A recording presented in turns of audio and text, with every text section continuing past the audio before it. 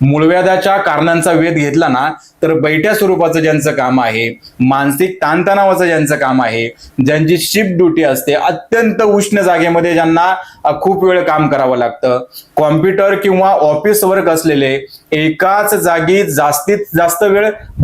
बसून काम करण्याची ज्यांना सवय आहे, त्याचबरोबर ज्यांना दिवसाला 20 ते 25 किलोमीटर किंवा त्याही पेक्षा जास्त प्रवास करण्याची सवय आहे, अशा व्यक्तींमध्येच मूळव्याधाचं प्रमाण जास्त असतं. तसेच ज्यांना वेळेवर भूक लागत नाही परंतु वेळ झाली म्हणून ज्यांना खायची सवय, दिवसभरात कधीही खाण्याची सवय आहे, ज्यांचं हॉटेलचं प्रमाण हे आठवड्यातून 2-2, 3-3, 4-4 वेळा असतं, सकाळी भूक नसताना सुद्धा ज्यांना मजबूत नाश्ता करण्याची सवय आहे, त्याच्यामध्ये इडली आहे, डोसा आहे, उत्तप्पा, ढोकळा, शिरा, उपीट, पोहे, त्याचबरोबर मिसळ आहे, वडापाव आहे, पुरी भाजी, आहा, शेवभाजी, समोसा, दाबेली असे सगळे पदार्थ खाण्याची ज्यांना सवय आहे, अहो ज्यांना भूक नाही तरी केवळ जिभेचे चोचले पूर्ण करण्याची ते मजेने